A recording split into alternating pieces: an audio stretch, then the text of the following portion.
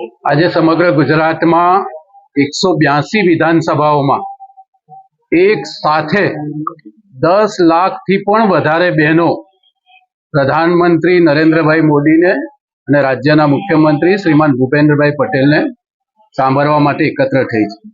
નારી શક્તિ વંદના કાર્યક્રમ અંતર્ગત 13,000 જેટલા ગુજરાતના સ્વસહાય જૂથો સાથે સંકળાયેલી 1,30,000 બહેનોને 250 કરોડથી પણ વધારે સહાયના ચેક વિતરણના કાર્યક્રમ એ ગુજરાતમાં ઐતિહાસિક થવા જઈ રહ્યો છે.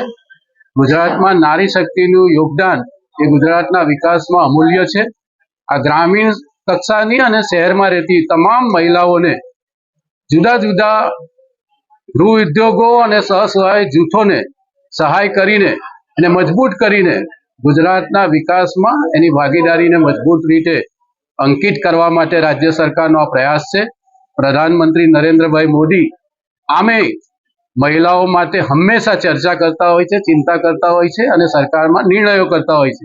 તાજેતરમાં જ મહિલાઓ માટે વિધાનસભા અને લોકસભામાં 33% જેટલી અનામતનો નિર્ણય કરીને એમણે સમગ્ર દેશમાં દેશની મહિલાઓ માટેનું એમનું જે કમિટમેન્ટ છે એ એમણે સિદ્ધ કર્યું છે.